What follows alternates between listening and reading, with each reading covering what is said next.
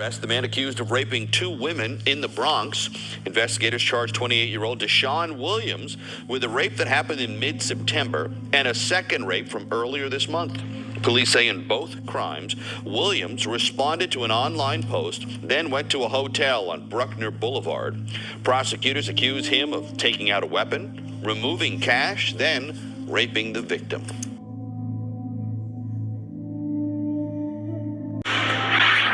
Breaking news after a massive search for a missing 7-year-old girl in Wise County. The Wise County Sheriff says she was found dead.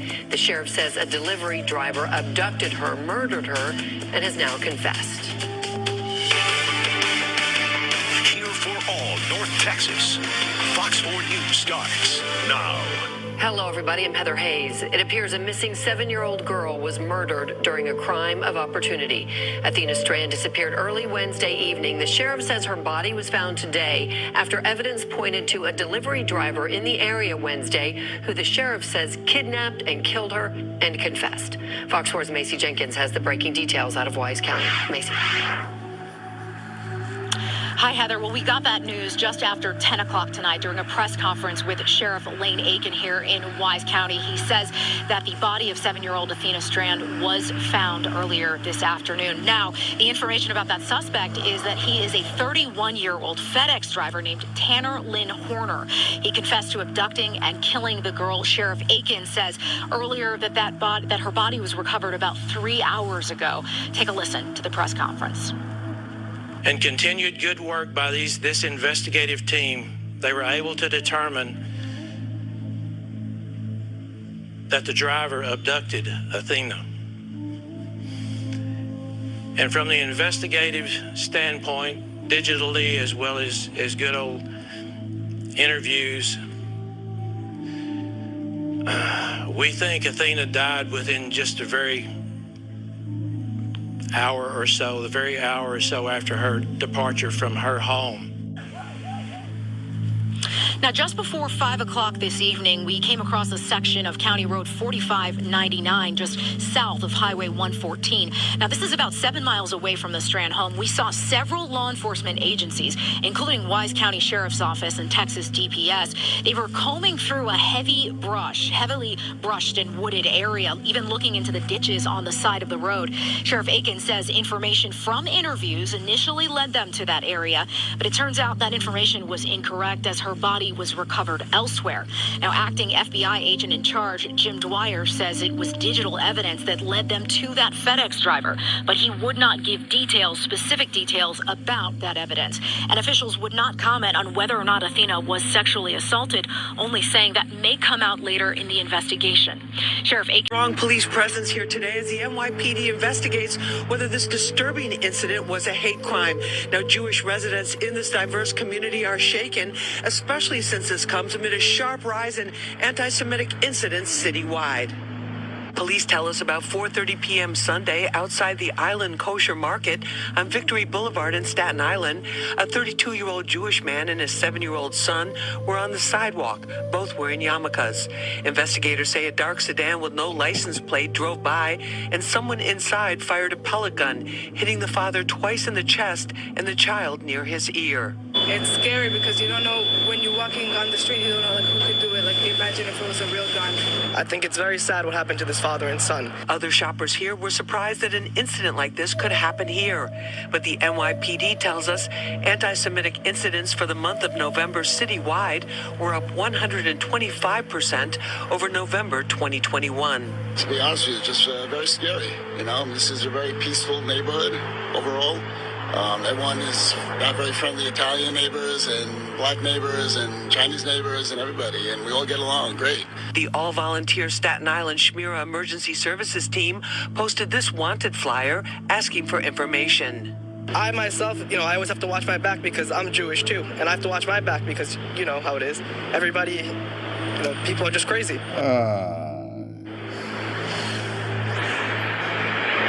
Gun violence on the streets of Brooklyn and an innocent elderly man in a wheelchair caught in the middle of it all. Police say it happened in Crown Heights while he was waiting for a bus. CBS 2's Jennifer Bisram joins us live from the scene with more on the man's condition. Jennifer. Dick and Christine, police say this was an innocent 96-year-old man who was in his wheelchair waiting at the bus stop when all of a sudden a bullet from this playground came flying, piercing him in the leg. Tonight, he is recovering at the hospital. A quiet Crown Heights street quickly turned into a crime scene Monday morning. You see people out here sitting on the bench, they just sit out here. You know, just enjoying themselves. The shooting happened at the corner of Bergen Street and Rochester Avenue, near a church and across the street from an elementary school where students were dropped off minutes earlier. It hurts my feeling because it's like I'm scared to come outside. I shouldn't be afraid to come in my community to come outside. But we need more cops out here. Police say the gunshot came from down the block at the playground at the Kingsborough houses. A 39-year-old woman was robbed of her cell phone and jacket, and when she tried to take off, the gunman fired a round that hit the 96-year-old in his right leg. I say that every day. 83-year-old Moses says it could have been him. And this educator who didn't want her face shown tells CBS 2 she's afraid to work in the area. I work as an early intervention teacher in the area, and I had my concerns prior to taking the case, and I'm even more concerned in light of what happened. Investigators say the gunman and robbery victim know one another. Still, this Brooklyn community is calling on their local leaders to do more for their safety. We need help in our community. We continue our team coverage now with more on the victims of this violent spree. CBS 2's Hannah Klieger live in Crown Heights. She talked with some of the victims, including the parents of the teenager who was killed. Hannah. Marisa and Christine, as you can imagine, this slew of violence left more than one family destroyed. This spot right here is where police say that 96-year-old man was sitting in his wheelchair waiting for the bus when he was hit by a stray bullet allegedly fired by Oliver yesterday morning. This morning, he was back from the hospital and was at home recovering. I heard a gunshot. When it's a gunshot, I felt it. My leg jumped. And I looked down and my leg was bleeding. Sandy DeWalt sits on his couch at home with his wife, his right leg wrapped in bandages. This is the wheelchair he was in when police say Sundance Oliver fired a shot while allegedly trying to rob a woman. About a mile away in Bed-Stuy. I just want to tell her I love her and hold her and be there for her. But I can't because somebody took that away from me. This mother mourns for her daughter, the 17-year-old shot dead around midnight. The family identifies her as Kiera Rattray Brothers. She was smart, fun, energetic. She liked to sing. She liked to dance. Everybody knew her dancing and like being the upbeat of the party. Her whole family was supposed to take Christmas photos this weekend. We can't even do that no more because Kira's not here. Kira's not around. How could we do family pictures without my child? How?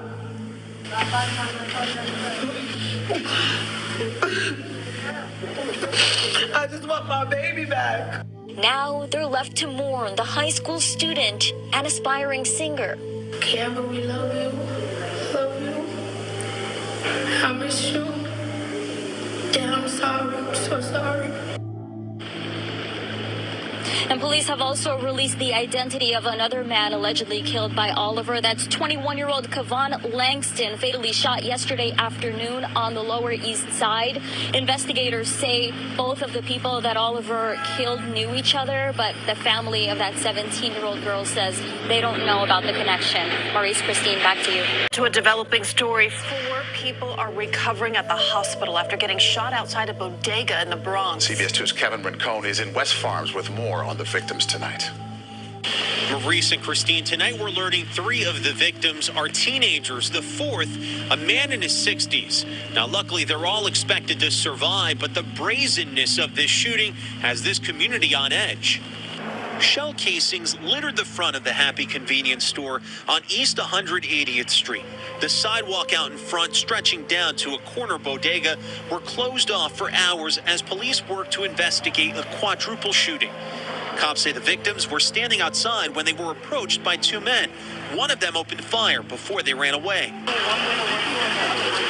When Genesis Sanchez watched as her son, 14-year-old Jose Sanchez, was loaded into the back of an ambulance. He went to get something to eat, and this happened. She says he was shot in both legs. The uncle of Jose Sanchez rushed here to try and help. He says he got the call that his nephew was shot and didn't know what to think. Police say 2 other victims were shot in the leg, a 15 and 17-year-old, while a 62-year-old man was grazed in the face. All of them were taken to the hospital and are expected to survive. In the case of a father and son. Concealed carry holders shot at a crew of teenagers who police say tried robbing him at gunpoint. It happened in the Austin neighborhood near Arlington and Street and Kilpatrick Avenue. CBS 2's Charlie DeMar joins us live from the 11th Police District. Charlie? And Jim and Marie, that Floyd and concealed carry owner was just sitting in his car when he turned the tables on those would-be robbers, shooting 2 of the 3, and this all ended in a pretty big crash. Take a look at the video from the scene. This happened just before 6 a.m. Police say a 56-year-old man who we've learned works nearby was sitting in his car when another car pulled up with at least 3 people inside. One person from that car got out and pointed a gun at the 56-year-old. There was some kind of struggle, and then the 56-year-old pulled a gun of his own out and shot several times. The driver was shot in the head. The passenger was hit in the shoulder and found a few blocks away. And as the crew tried to drive away, that car crashed through a fence and into a vacant yard. The person in the back seat, we're told, broke his leg. We spoke with a neighbor who heard the gunshots and that crash. Like a train got hit or something. It was that loud? Yeah. And again, police say the victim in this case was licensed to carry that gun. What happened at this Home Depot in Hillsborough, North Carolina is outraging everyone. An 83-year-old worker who tried to stop an alleged shoplifter was hurled to the ground. Now that brave elderly man has died from his injuries. He lifted him off his feet. Army veteran Gary Razor stepped out of his booth to confront a suspect cops say was making off with 3 power washers. The hulking bad guy sends him flying. Razor is left sprawling in pain. You could tell that he was in severe pain and distress. And just to casually walk away and load that stuff in a car and drive off? Razor suffered a broken pelvis and hip. He actually celebrated his 83rd birthday in the hospital. But the courageous senior's condition deteriorated. He died of complications from his injuries 6 weeks after the attack. The coroner has ruled his death a homicide. Adding to the heartbreak of it all, his son says Razor was on the verge of retiring. He was going to actually hang it up in January. Gary Razor's widow, Yvonne, is also speaking out. I want him back. Jeff Razor says all police need to catch the killer is one good phone call. Felix Valle will spend in prison for sexually assaulting a man inside of a Houston area bar. KPRC2's Devin Clark joining us live from downtown Houston tonight, where the Harris County District Attorney's Office, Devin, is speaking publicly about this case.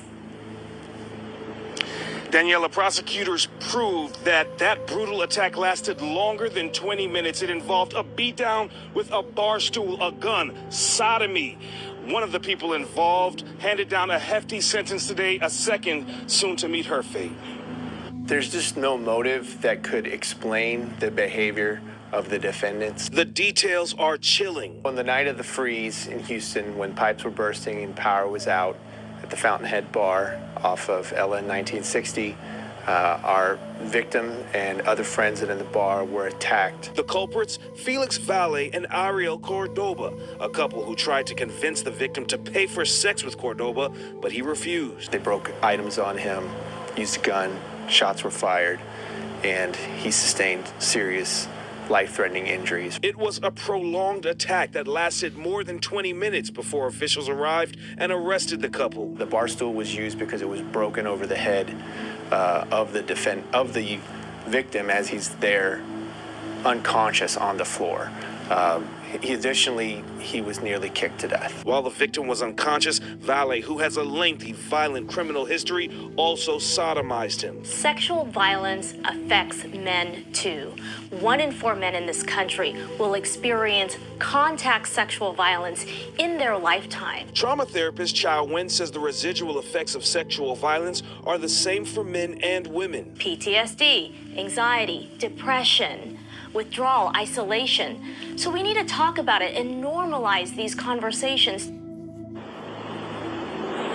We're told that attack was so brutal, the victim doesn't even remember it. Again, Vale, who is 38 years old, was given 82 years in prison for aggravated sexual assault. Cordoba, who is 31 years old, pleaded guilty, and she's expected to be sentenced later on this month. Good afternoon, I'm Marisa Vedra. And I'm Joe Donlin. We start here at 5 with breaking news. A 15-year-old boy shot and killed just steps from a Chicago public high school. CBS 2's Jermont Terry live at that scene in South Austin. Jermont? Maria and Joe, just some sad news to pass along in this 5 o'clock hour. Here we are again. Another teenager, this time that 15-year-old, shot while walking on the sidewalk. This all took place right outside Michelle Clark Academic Prep High School. It's unclear at this hour if the 15-year-old goes to the high school, but we do know, according to Chicago police, the teenager was simply walking down the sidewalk when out of nowhere some shots were fired. This teen was rushed to Stroger Hospital. They were hoping that he would survive, but at this hour, we can tell you that unfortunately this 15-year-old passed away from multiple gunshot wounds. You might recall back in early August there was a similar scene near this near the school of some teenagers getting shot at the start of the school year.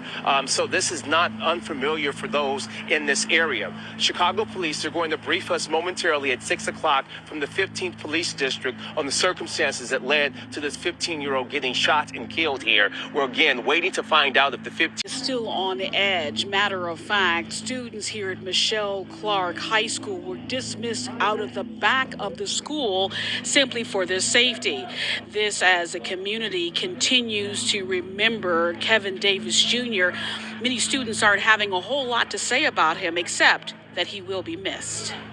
Students at Michelle Clark Magnet High School expect to end the day as it began, under the watchful eye of extra security after a fellow classmate, 15-year-old Kevin Davis Jr., was shot and killed after school let out for the day. I want to tell you, this scary attack happened inside of one of these apartment buildings you see here behind me. What makes this crime especially chilling, listen to this, detectives say they think this was entirely random. They say the attacker didn't even take anything from the woman that he was attempting to strangle. Now detectives are trying to figure out what the motive is here. I haven't had any bad experiences around here. You're watching an unknown man follow a young woman into her apartment building in the Crown Heights neighborhood of Brooklyn. Police say the young woman didn't know the man was coming for her until this moment, when he reached behind her and grabbed her by the neck.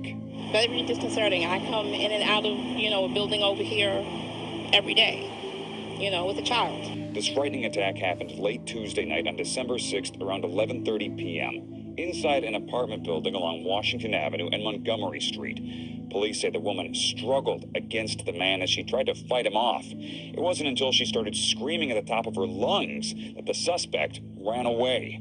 Where he is now is a mystery. This is bringing a lot of insight to me being more aware of my surroundings. Right. Because no, he doesn't look familiar. The jacket doesn't look familiar at all. The video quality isn't the best, but officials believe the suspect is between the ages of 35 and 45 years old. He's 5 feet 8 inches tall, around 180 pounds, with short black hair. Good evening and thank you for joining us. I'm Devin Bartolotta. And I'm Sharice Gibson. Today, the Jefferson Parish Sheriff announced an arrest in the murder of an employee of the New Orleans Police Department. She was also an Uber driver who had no idea she was being targeted by a man who intended to kill someone, anyone who responded to his request for a ride. Meg Ferris has been following all of today's new developments and joins us live now. Meg, this is such a tragic story.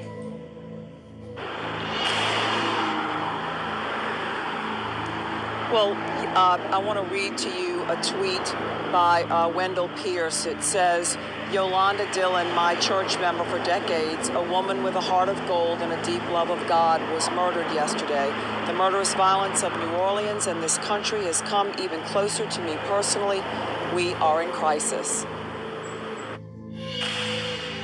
You can't just go take nobody's life somebody who not doing you nothing, just take their life. That's my only child. I don't have no daughter. When your child leave in the morning, you expect to see him come back, you know. Edna Dillon is living with cancer. Her only child, Yolanda Dillon, was everything to her. She took very good care. She made my groceries and cooked and bought everything, you know. She paid all my bills and things. So he just left me with nobody, you know. Yolanda was 54, a breast cancer survivor. She lived with her mom and was one step away from getting her PhD in sociology. She was driving Uber to make extra money for tuition costs and all the Christmas gifts for family and church children. She was on an Uber run, and JP Sheriff Lapinto says she picked up 29-year-old Brandon Jacobs and dropped him off at the Travel Lodge in Harvey around 3 o'clock Thursday. As they pulled in, he just stabbed her from the back. You see him walk away. The next person goes to get in the Uber and sees the crime and runs back in for help. When we asked him specifically, how did you pick her? His response was, I didn't pick her, Uber picked her. Meaning that she was the random person that picked him up that day. Deputies arrested Jacobs of Harvey. He is charged with second-degree murder. The sheriff says there is a mental health aspect to this case. We actually videotaped the incident, the aftermath of the incident, posted it on social media. We had to work with Facebook last night to get that removed this morning. For 10 years, Yolanda worked as a fiscal budget analyst at NOPD. Chief Ferguson describes her as quiet, humble, and always positive. Truly. 3 people are dead. 1 person in critical condition after a mass shooting in the Portage Park neighborhood. Now, you're taking a live look at the scene. This is near Central and School Street. Now, police are telling us around 2:30 this morning, a group of people were standing right here when a man started shooting, hitting 4 people with gunfire. A 50-year-old man was shot in the head. He died at the scene. A 26-year-old man and a 24-year-old woman were shot multiple times. They died at Mount Sinai. And a 24-year-old woman was taken to Illinois Masonic in critical condition. The shooter got away in a dark-colored SUV. Chicken this crispy. Joe, thanks. Now to breaking news as police say they found a woman shot to death in a ditch in northwest Houston. It's happening near Long Point and Antoine in the Spring Branch area. Michelle Choi just got to the scene a short time ago. Michelle, what have you learned?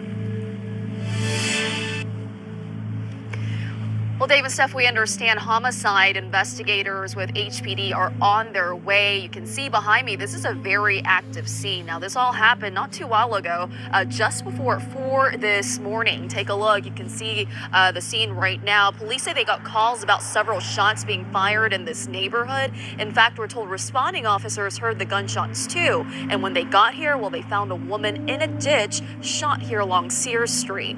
Sadly, they say that woman was pronounced dead here at the scene. It's still unclear who she is and why she was shot and left in a ditch surrounded by homes, but we understand police have detained several people here at the scene for questioning.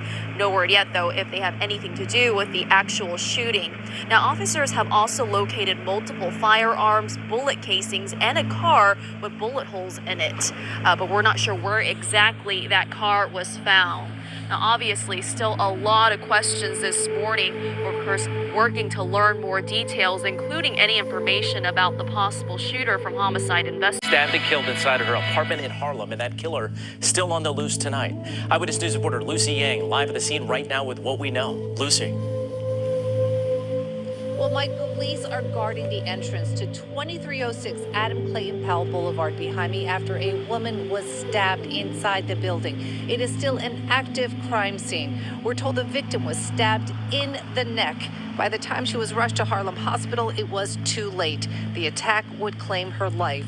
Officials believe the assault happened inside apartment 1A. We're told the victim does not live here and that there's generally a lot of traffic in and out of this building.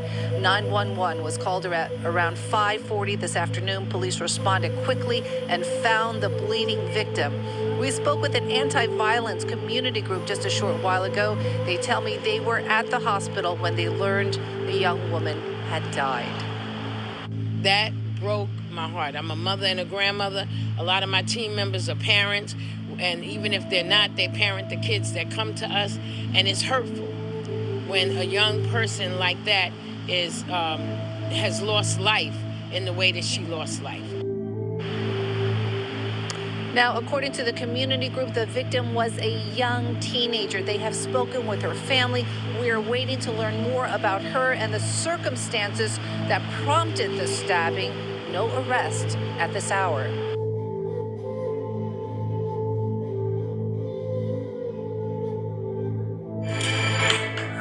An innocent bystander, a wife and mother who was shot in Santa Ana a week ago, has passed away in the hospital. The shooting was caught on surveillance video last Sunday in a parking lot on South Main Street.